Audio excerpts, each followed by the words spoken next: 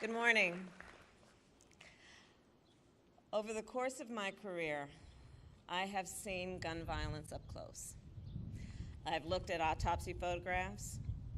I've seen with my own two eyes what a bullet can do to the human body. I've held hands with the hands of parents who have lost a child. I have seen children who were traumatized by the loss of a parent or sibling. And I have fought my entire career to end this violence and to pass reasonable gun safety laws. Time and again, as progress has stalled, we've all asked, what are we waiting for? Because we aren't waiting for a tragedy, I know that. We've had more tragedy than we can bear. We aren't waiting for solutions either, because the solutions exist. They already exist. People on both sides of the aisle want action. Real people on both sides of the aisle want action. So all that is left is the will and the courage to act.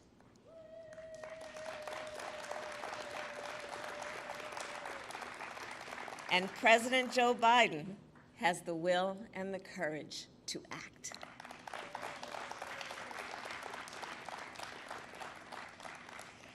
As a United States Senator, Joe Biden took on the gun lobby not once but twice, and he won. In 1993, he worked to pass the Brady Handgun Violation Prevention Act. This law established a background check system and has kept more than 3 million firearms out of the hands of dangerous people. A year later, he worked to pass another law to ban assault weapons and high-capacity magazines for 10 years.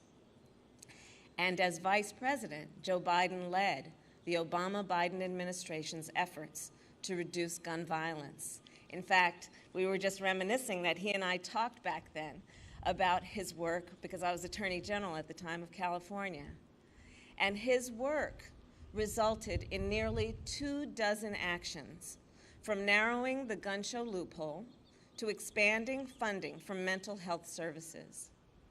And as you will hear in a moment, President Joe Biden is a leader with great will, great determination, and even greater empathy. He has seen the grief of all of those who have lost a loved one to gun violence. It is for them, for all of us, that he will never, ever give up on this fight. And it is now my great honor to introduce the President of the United States, Joe Biden.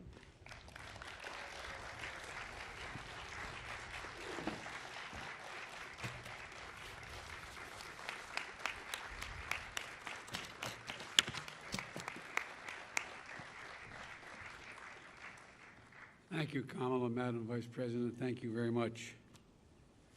You know, we're joined today by the Attorney General, Merrick Garland, who I've asked to prioritize gun violence. It's also good to see the second gentleman who is here, and it's good to see the First Lady, Dr. Jill Biden, who cares deeply about this issue as well. And I look out there and I see so many members of Congress who've led in this fight, so many of you who've never given up, so many of you are absolutely determined, as Murphy and others are, to get this done. We got a long way to go. It seems like we always have a long way to go. But I also, today, we're taking steps to confront not just the gun crisis, but what is actually a public health crisis. Nothing I'm about to recommend in any way impinges on the Second Amendment. They're phony arguments suggesting that these are Second Amendment rights at stake from what we're talking about. But no amendment to the Constitution is absolute. You can't yell fire in a crowded movie theater. We call it freedom of speech. From the very beginning, you couldn't own any weapon you wanted to own. From the very beginning that the Second Amendment existed, certain people weren't allowed to have weapons. So the idea is just bizarre to suggest that some of the things we're recommending are contrary to the Constitution. Gun violence in this country is an epidemic. Let me say it again. Gun violence in this country is an epidemic, and it's an international embarrassment. You know, we saw it again last night as I was coming to the Oval Office. I got the word that in South Carolina, a physician with his wife, 2 grandchildren, and a person working at his house was gunned down, all 5. So many people, so many of the people sitting here today know that well, unfortunately.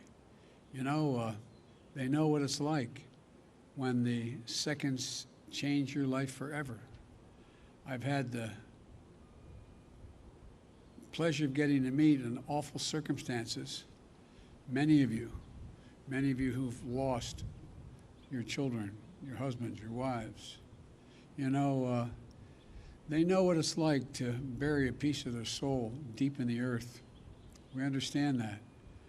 Mark and Jackie, I want to tell you, it's always good to see you, but not under these circumstances. I want to say before I introduce the rest of the folks is, you know, what a lot of people have not been through, what they've been through, don't understand. It takes a lot of courage to come to an event like this. They're absolutely determined to make change. But Mark and Jackie, whose son Daniel was a first grader in Sandy Hook Elementary School, or Daniel loves sports, loves outdoor sports, getting muddy. I see my friend, Fred Gutenberg. His daughter, Jamie, was a freshman at Marjorie Stoneman Douglas High School. She was an accomplished dancer. I see Brandon Wolf, who was the shooting at the Pulse Club nightclub. He survived, but his 2 best friends died. Greg Jackson, who was just walking down the street when he was caught in the crossfire of a gunfight. And of course, I see a close friend of Jill's and mine, Congresswoman Gabby Gifford, who is here, who was speaking with her constituents in front of a grocery store in her state when she was shot and a member of her staff was killed. You know, they're here, and their pain is immense. And you know, what a lot of you, hopefully many of you, don't know is if you've gone through a trauma, no matter how much you work to make sure others don't go through it, every time you show up at an event like this, it brings back when you got that phone call. It brings back the immediacy of what happened at that moment. So I genuinely mean it. Thank you. Thank you for having the courage to be here, the courage to continue this fight. Senator Blumenthal understands it. A lot of the folks out here understand it. But it takes real courage, so thank you. To turn pain into purpose and demand that we take the action that gives meaning to the word enough. Enough, enough, enough. Because what they want you to know, what they want you to do is not just listen. Every day in this country, 316 people are shot every single day. 106 of them die every day.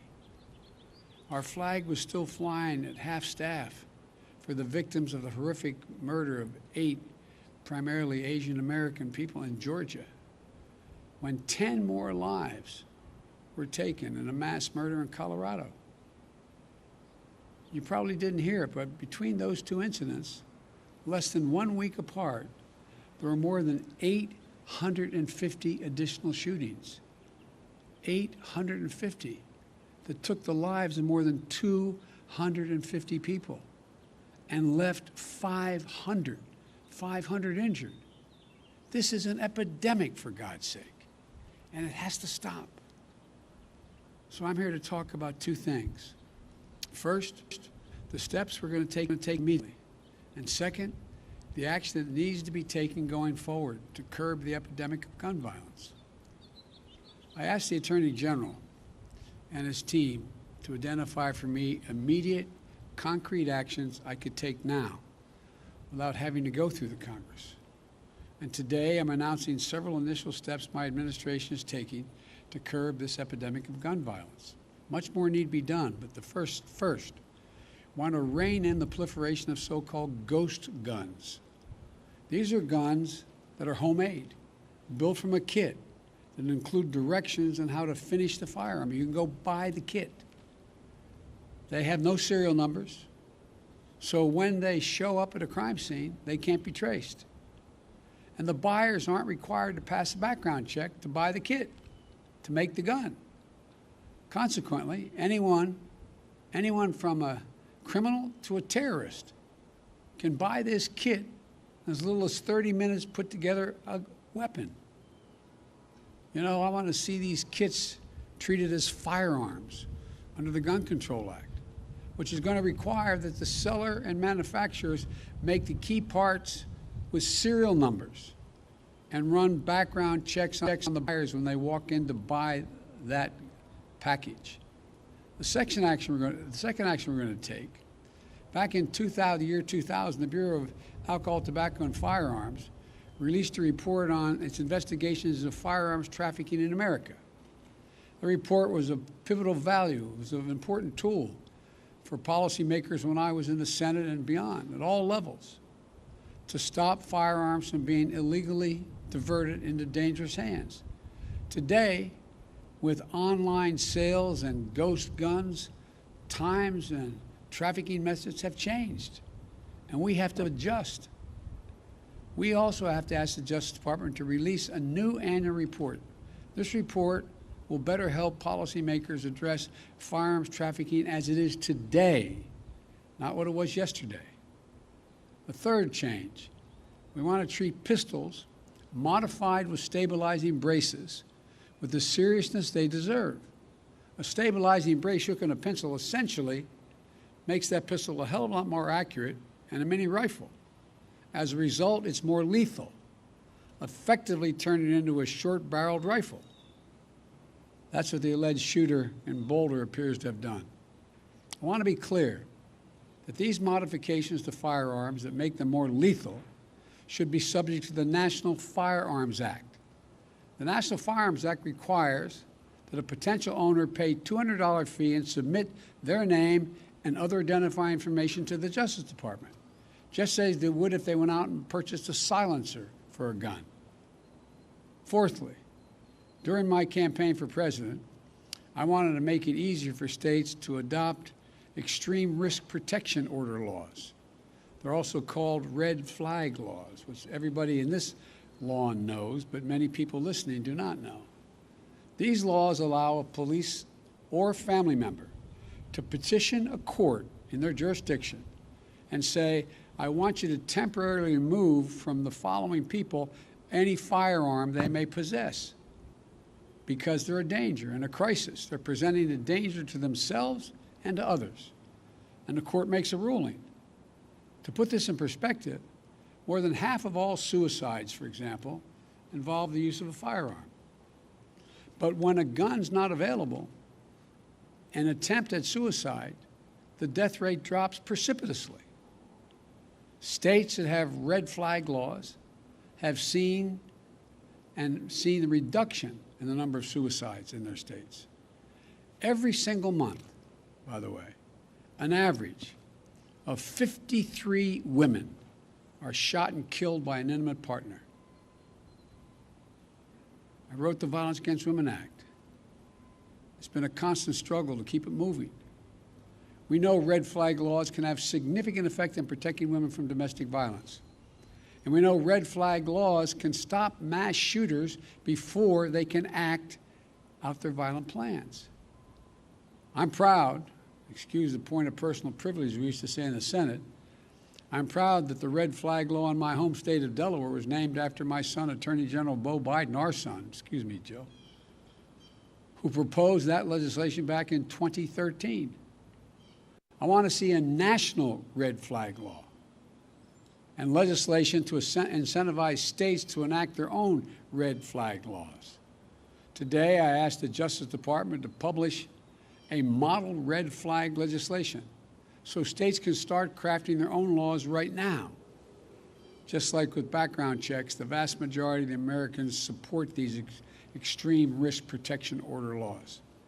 And it's time to put these laws on the books and protect even more people. The Attorney General will have more to say about this in a moment. Additionally, we recognize that cities across the country are experiencing historic spikes in homicides, as the law enforcement can tell you. The violence is hitting black and brown communities the hardest. Homicide is the leading cause of death of black boys and men ages 15 to 34. The leading cause of death.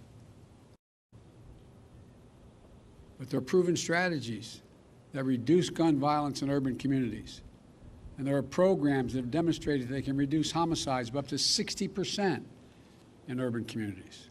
But many of these have been badly underfunded or not funded at all of late.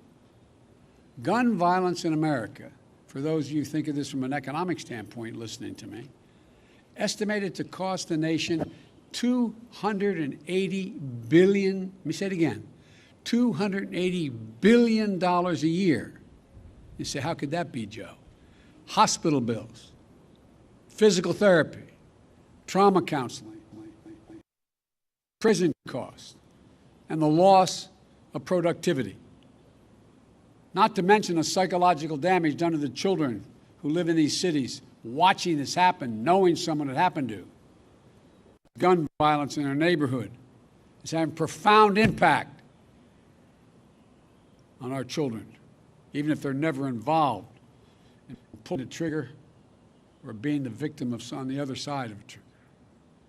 For a fraction of the cost of gun violence, we can save lives, create safe and healthy communities, and build economies that work for all of us, and save billions of American dollars. In the meantime, much of it, as Senator Cicilline knows, is taxpayer money. Finally, the Bureau of Alcohol, Tobacco, and Firearms, the key agency enforcing gun laws, hasn't had a permanent director since 2015. Today, I'm proud to nominate David Chipman to serve as the director of the AFT. David knows the AFT well. He served there for 25 years. And Vice President Harris and I believe he's the right person at this moment for this important agency. And I've said before, my job, the job of any president, is to protect the American people. Whether Congress acts or not, I'm going to use all the resources at my disposal as president to keep the American people safe from gun violence.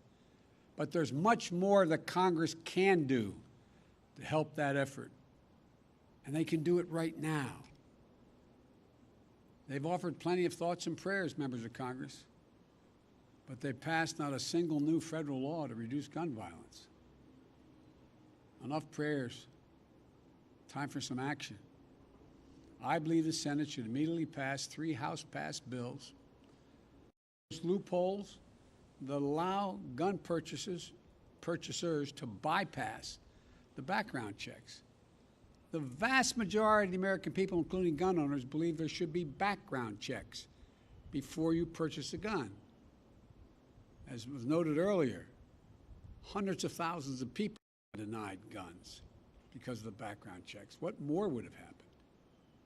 These bills, one, require a background check for anyone purchasing a gun at a gun show or an online sale. Most people don't know it. You walk into a store and you buy a gun, you have a background check. But you go to a gun show, you can buy whatever you want and no background check. Second thing is to close what's known as the Charleston loophole.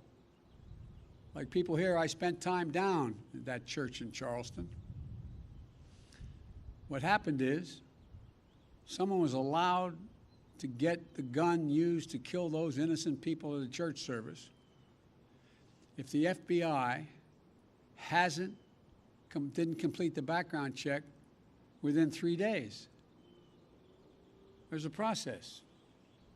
If it wasn't done in 3 days, according to the Charleston loophole, you get the gun. They bought the gun and killed a hell of a lot of innocent people who invited him to pray with them. And 3, reauthorize the Violence Against Women Act, which the so-called close the boyfriend and stalking loopholes to keep guns out of the hands of people found by a court to be an abuser and continuing threat. I held over 1,000 hours of hearings to pass the Violence Against Women Act. And one thing came through. If, in fact, a stay-away order, an order preventing the abuser from coming in a certain distance of the person he has abused or she has abused, and now the idea that they can own a weapon when they have a court order saying they are an abuser. These are some of the best tools we have right now to prevent gun violence and save lives. But all these bills, they had support of both Democrats and Republicans in the House. And universal background checks are supported by the vast majority of the American people. And I might add, the vast majority of responsible gun owners. So let me be clear. This is not a partisan issue among the American people. This is a view by the American people as an American issue. And I'm willing to work with anyone to get these done. And it's long past time that we act. Now, I know this has been a hobby horse of mine for a long time. Got it done once. We should also ban assault weapons and high-capacity magazines in this country. For that 10 years we had it done, the number of mass shootings actually went down. Even law enforcement officials have told me and told other champions of this legislation, they sometimes feel outgunned by assault weapons with large capacity magazines. There's no reason someone needs a weapon of war with 100 rounds, 100 bullets that can be fired from that weapon. Nobody needs that. Nobody needs that. We got that done when I was a United States Senator. It wasn't easy going up against the gun lobby, but it saved lives. And we should also eliminate gun manufacturers from the immunity they receive from the Congress. You realize, again, the people here, because they're so knowledgeable on here in the Rose Garden, but what most people don't realize, the only industry in America, a billion-dollar industry, that can't be sued, has exempt from being sued, are gun manufacturers. Imagine how different it would be had that same exemption been available to tobacco companies who knew and lied about the danger they were causing, the cancer caused and the like. Imagine where we'd be. But this is the only outfit that is exempt from being sued. If I get one thing on my list, the Lord came down and said, Joe, you get one of these, give me that one. Because I tell you what, there would be a come to the Lord moment these folks would have real quickly. But they're not. They're not. They're exempt. I know that the conversation about guns in this country can be a difficult one. But even here, there's much more common ground than anyone would believe. There's much more common ground. Everything that's being proposed today is totally consistent with the Second Amendment. And there's a wide consensus behind the need to take action. I know that when overwhelming majorities of Americans want to see something change that will affect their lives, and it still doesn't change, it can be demoralizing to our fellow citizens. It can feel like our entire political process is broken. I know it's painful and frustrating that we haven't made the progress that we'd hoped for. But it took 5 years to get Brady Bill passed, and it took even more years to work to pass the assault weapons ban. And it saved lives. No matter how long it takes, we're going to get these passed. we're not going to give up. We have an opportunity to fulfill the first responsibility of government, to keep our people safe. And in the process, we can show the world and show ourselves that democracy works, that we can come together and get big things done. When I look around and see such brave survivors sitting out here in the Rose Garden, public servants who devoted their lives to dealing with this, advocates who feel strongly and are pushing every day to make the rational changes, and courageous parents and family members, I know the progress, even in this most difficult of issues, is possible. So folks, this is just the start. We've got a lot of work to do, but I know almost every one of you sitting in the garden here, none of you ever given up. We're not going to give up now. The idea that we have so many people dying every single day from gun violence in America is a blemish on our character as a nation. Let me say to all of you, God bless you, but most importantly, the memory of all many of you have lost in the senseless gun violence. And now I'd like to hand it over to the Attorney General for him to speak and make some comments. And I hope I get a chance to see some of you after this is over. Thank you, thank you, thank you.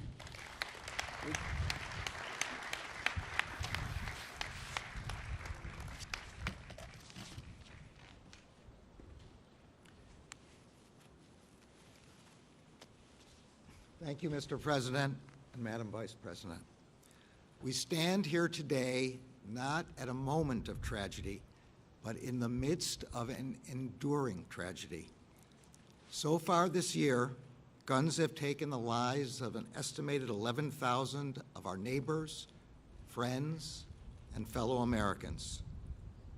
As the President explained, gun deaths in our country are occurring at a staggering pace, on the order of about 100 Americans killed every day, with hundreds more wounded. I am under no illusions about how hard it is to solve the problem of gun violence, and I know that the Department of Justice alone cannot solve the problem. It is a problem that we must all work on together in a collective effort to keep guns out of the hands of criminals and save lives. But there is work for the department to do, and we intend to do it. Today, the Department of Justice is announcing several steps that we will take to keep guns out of the hands of criminals and reduce the risk of gun violence. First, we will ensure that we understand and measure the problem of criminal gun trafficking in a data-driven way. Over 20 years ago, ATF undertook a gun trafficking study. It then issued a report that provided information necessary to better understand and to combat criminal trafficking networks. No such study has been conducted since that time.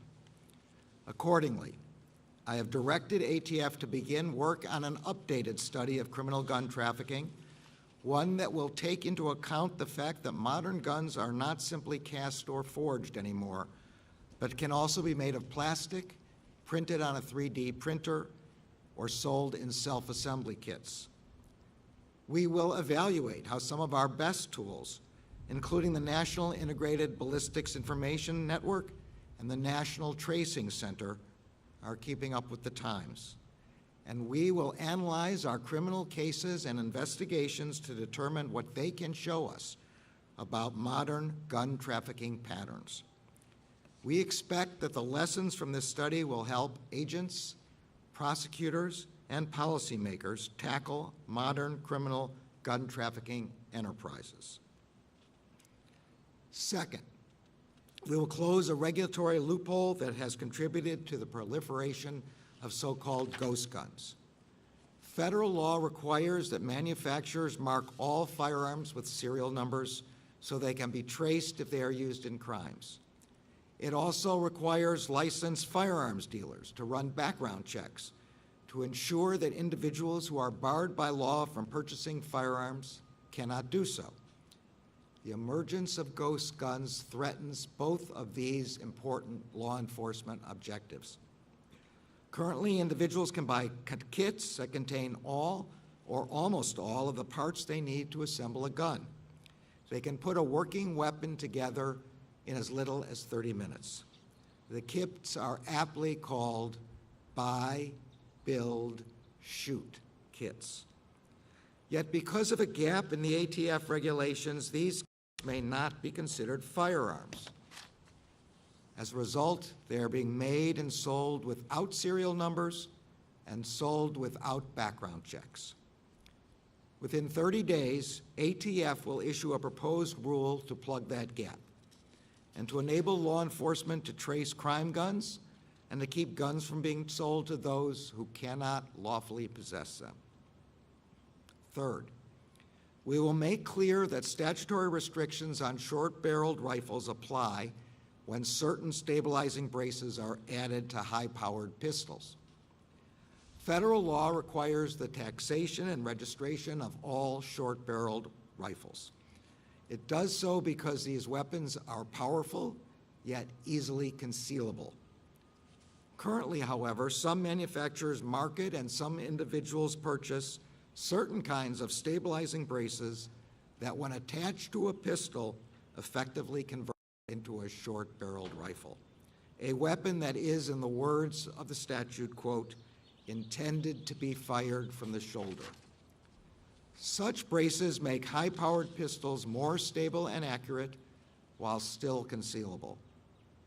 Within 60 days, ATF will issue a proposed rule that will make clear that when a device marketed as a stabilizing device effectively turns a pistol into a short-barreled rifle, it is subject to the requirements of the statute. Fourth, we will publish model red flag legislation for states. Red flag laws, as the President has explained, allow family members or law enforcement to petition for court orders that temporarily bar people in crisis from accessing firearms if they present a danger to themselves or to others. 19 states and the District of Columbia have already made this important step. Within 60 days, the Justice Department will publish model legislation that will make it easier for states that want to craft laws permitting such emergency risk orders to do so. Fifth, we will empower our communities to combat and prevent gun violence.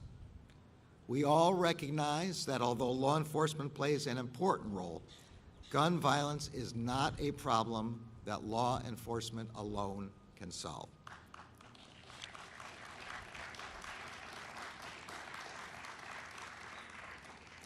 Communities are an essential partner, an asset, and a source of resources and ideas.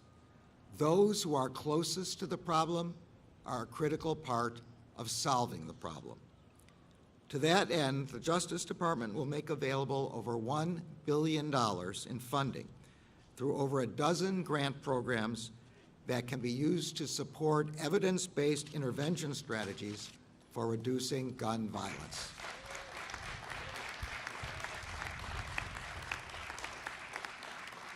Such strategies include, but are not limited to, street outreach, violence interrupters, and hospital-based violence intervention services. I have directed all of our grant-making components to make community violence intervention and prevention a priority. Finally, none of these measures or any of the other critical law enforcement work the Department does with respect to illegal guns can be effectively carried out without strong leadership.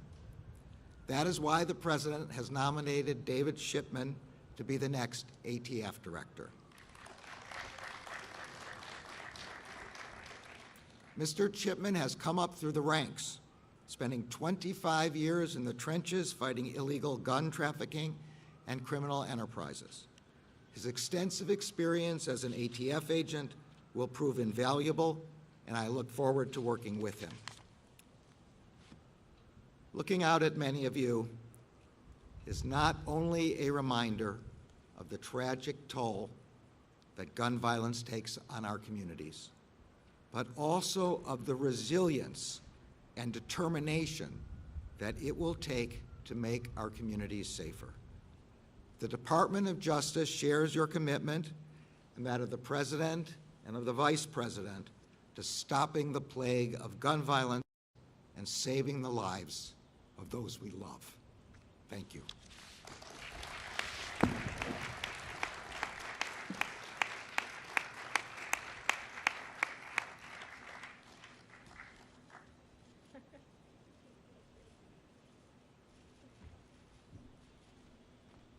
I wasn't supposed to do that. I'd like to see all of you. Thank you, thank you, thank you. Let's get to work.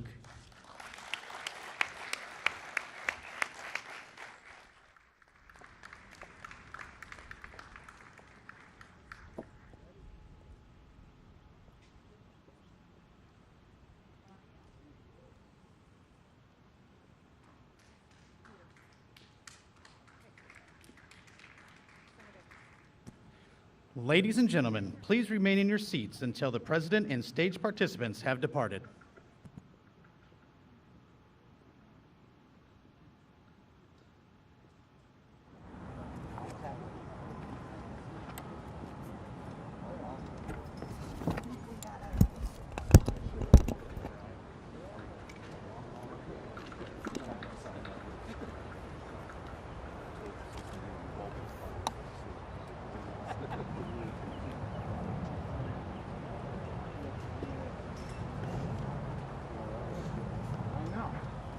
We are.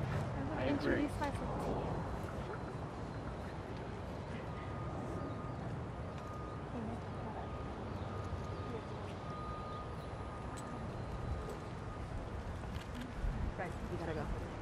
We gotta go to the briefing. What's that? We gotta go to the briefing. Okay.